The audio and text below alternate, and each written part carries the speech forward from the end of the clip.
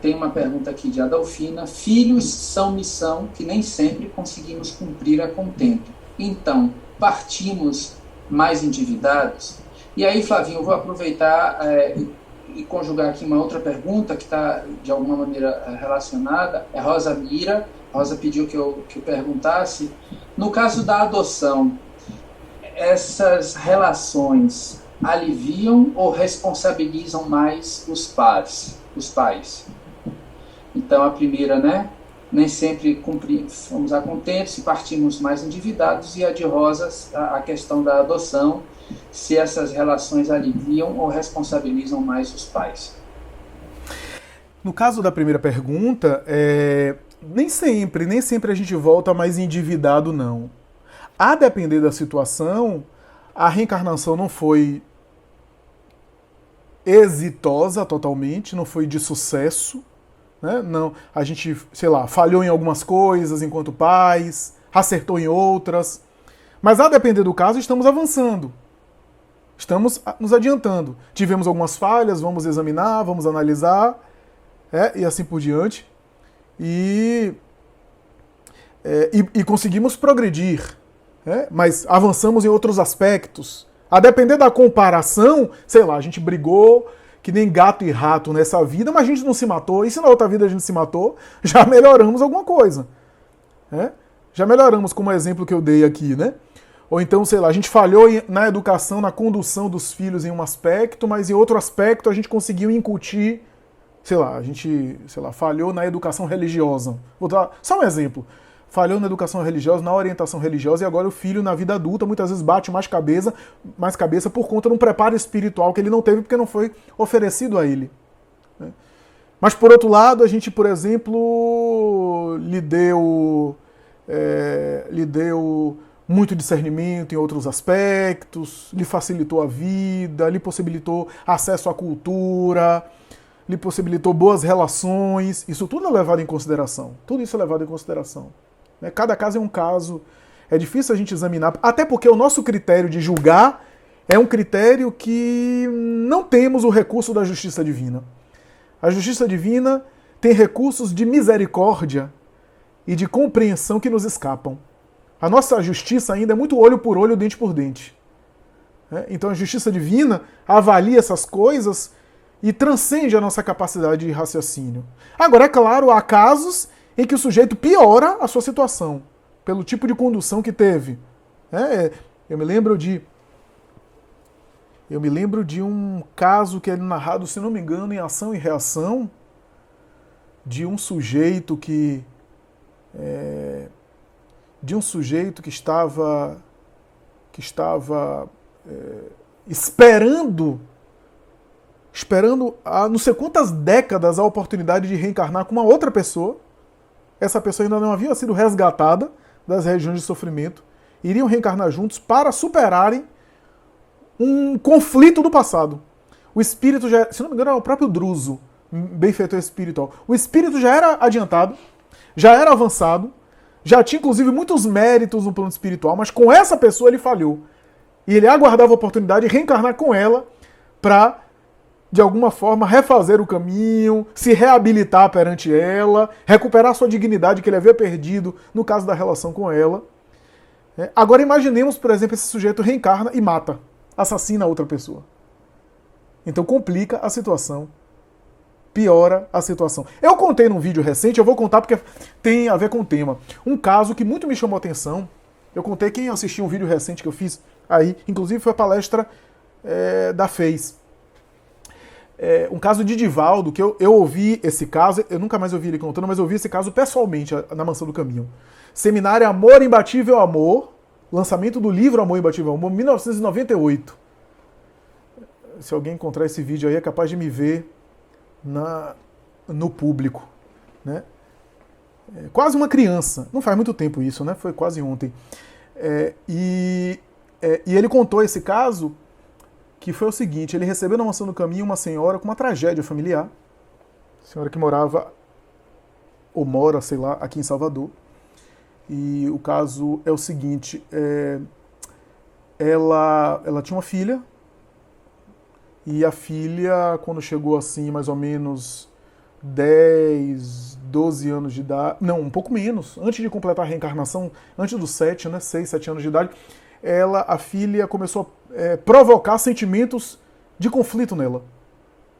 A filha chegava a sentar no colo do pai e acariciar de tal forma que ela sentia como se o pai correspondesse àquele sentimento, que não era um sentimento de pai para a filha. Ela começou a ficar perturbada vendo aquela situação e começou a ficar enciumada. Foi tomada de uma loucura, de ódio pela menina. E um dia, dando banho na menina, a menina de costas para ela, disse assim: por que a senhora não gosta de mim? Olha o drama da outra encarnação. Por que a senhora não gosta de mim? E ela teve um susto diante dessa colocação e, odiando tanto a filha, que pegou a filha e começou a afogá-la. A filha começou a se bater na banheira, se debater, até que ela teve um estalo, saiu, né? A menina... E aí, quando começou a respirar, disse: você ia me matar. Meu pai vai saber quando chegar em casa. Ela correu para o pai quando o pai chegou em casa. O pai pediu a separação e estava solicitando ao juiz a guarda da menina, né?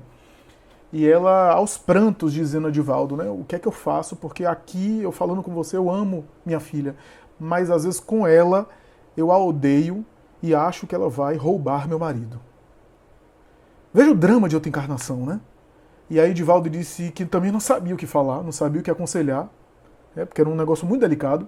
E Bezerra de Menezes apareceu para ele e disse assim: olha, a esposa de hoje foi a amante de ontem. E a esposa de ontem é agora filha. Ou seja, a esposa traída voltou como filha. E a amante voltou como esposa. Para tentarem regularizar um ódio antigo. Uma briga antiga. E pediu para ela: ó, fale com ela enquanto ela estiver dormindo. Converse com ela, que é uma forma de espírito ouvir, assimilar aquelas impressões. Diga que a ama. E realmente a história é longa, né? Mas resumindo, conseguiu superar isso. A menina bloqueou essa memória por causa desses diálogos ali perto, que a psicologia chama de dialogar com o inconsciente, né? Para nós, o inconsciente é o espírito. Né? Dialogar ali com o espírito fora do corpo, ainda não está totalmente reencarnada, e bloqueou a lembrança, bloqueou aquele trauma, e superou, e aquela memória se apagou, se diluiu. Né? Mas veja, quase um drama do passado ficava pior agora. Quase uma situação do passado ruim ia acabar em homicídio. Ia acabar em um assassinato. Então, claro que a gente pode piorar a situação. Mas, via de regra, se não for uma coisa assim, se a gente está tentando, está se esforçando em ser pai, ser mãe positivo, positivamente, etc., se a gente está se dedicando da nossa forma, com os nossos erros e limitações, a gente está progredindo. A gente está avançando mesmo com os nossos defeitos. Se o filho é muito ingrato, não percebe a nossa dedicação, se o filho mesmo assim é rebelde, tenhamos em mente que às vezes é um espírito que traz os seus compromissos também, que traz também os seus conflitos, e que talvez a semente que eu esteja depositando agora como mãe ou como pai, frutificará mais tarde. Não é agora. Às vezes é a longo prazo. Com relação à segunda pergunta, a adoção é um ato de amor, de afeto, de benevolência e de nobreza moral. Né? Você escolher amar alguém, conviver com alguém que não é do laço consanguíneo, essa experiência pode acontecer de várias formas. De várias formas, gente, a gente está sendo chamado a amar não apenas os laços consanguíneos, né? A amar filhos de outras pessoas, né? A amar aqueles filhos que não vieram de mim. Às vezes, por exemplo, eu tenho dificuldade de engravidar, ou eu não me casei, ou eu não me relacionei com ninguém, mas eu amo o filho de minha irmã, que é meu sobrinho. As dificuldades de engravidar hoje em dia são cada vez mais frequentes, que também tem a ver com as provas que nós espíritos trazemos na área familiar. Muitas vezes por conta de conflitos e questões associadas à maternidade e à paternidade, a gente vem com limitações para vivenciar a paternidade e a maternidade consanguínea, biológica. Não estou dizendo que todo caso é assim, mas em alguns casos é isso. Não estou generalizando. E aí a gente é convidado a quê? A amar os outros filhos, o filho da irmã, o filho, o sobrinho, etc. Ou então, casais que estão se casando por segunda vez, que têm filhos de casamentos anteriores. Joana de Ângeles fala isso em Constelação Familiar. É uma forma de a gente treinar o afeto para além do laço consanguíneo, né? O afeto que é espiritual, que não é só biológico. Porque no fundo a experiência da família consanguínea é o treinamento do espírito para desenvolver aquele afeto ali que é visceral, né? O filho que saiu da minha barriga, o filho que é da minha genética, e eu amo aquilo como uma referência para um dia eu poder desenvolver, eu poder ter esse amor por outros. Qual é a diferença de nossa para um espírito muito superior? Quem leu No Mundo Maior, capítulo 5, O Poder do Amor, vai ver lá o espírito Cipriana, amando um sujeito estranho a todo mundo, que André Luiz fica assim, André Luiz deu passe, Clarencio, o ministro, outro instrutor lá, deu passe, magnetizou. Aí ele diz assim, a gente já fez o que a gente podia fazer. Agora a gente vai chamar um espírito que já ama mais profundamente. Chamou Cipriana. Aí Cipriana abraçou um, colocou outro no colo, o obsessor chorou, o obsidiado chorou. O obsidiado, que era encarnado, que estava fora do corpo, achou que era Maria Santíssima visitando ele, se ajoelhou. E aí, aqui pra nós, Cipriana nem disse nada demais. Eu, como doutrinador, diria até coisas melhores. Mas não era o que ela dizia, né? Era aquilo que radiava dela. Não era palavra só. Aquilo que radiava dos sentimentos dela, né? Que estremeceu aquelas entidades. E aí o instrutor disse assim, André, sabe o que é o problema? Sabe qual é a questão? É que ela ama eles como se fossem sangue dela. Como se fossem filhos dela. O espírito superior, ele ama um estranho como se fosse laço consanguíneo. Então a experiência familiar é isso. A adoção também é uma experiência assim. Então é uma experiência de benevolência, uma experiência nobre, abrigar um ser que não é do laço consanguíneo meu, para viver aquela experiência. Às vezes aquele espírito é um espírito com débitos de família, por isso veio muitas vezes através desse processo reencarnatório. Porque às vezes o espírito sabe.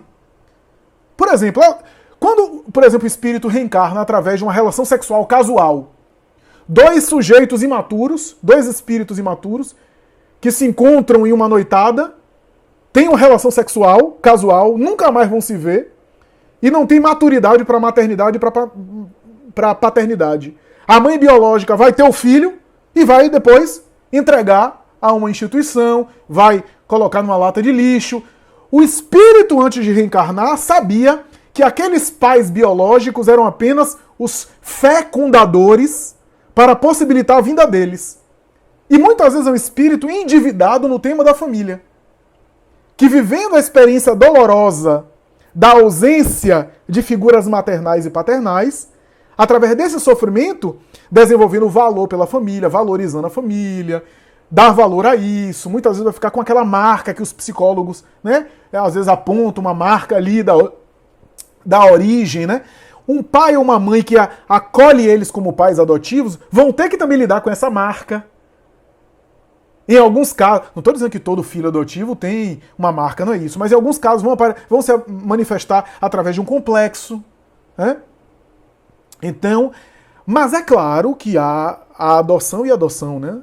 Há aquela adoção por amor, por afeto, há a adoção para preencher um vazio, né? Então isso tem que ser também pensado, né? Tem que ser muito pensado para a gente não achar que é tipo como pegar um pet emprestado durante um final de semana. Né?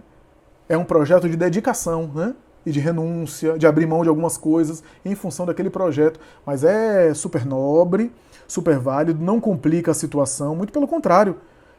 É uma tentativa de colaborar com a vida de alguém e, ao mesmo tempo, viver um amor numa relação com outra pessoa. Então isso é válido, é claro que é válido, né? E não complica espiritualmente, não.